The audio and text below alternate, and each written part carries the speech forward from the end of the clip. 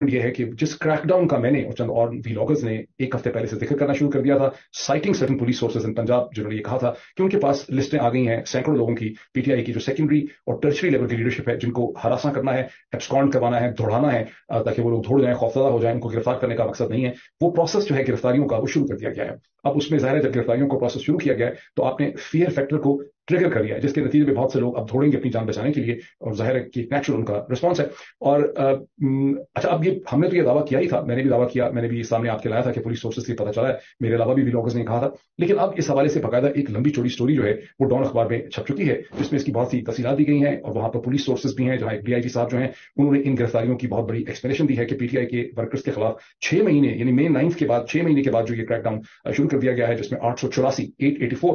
Workers की एक list है जिनके पास आई, जिसमें वर्कर्स के नाम है, वर्कर्स के सीएनआईसी नंबर हैं, उनके फोन नंबर हैं, उनके एड्रेसेस हैं। तो ये क्यों है?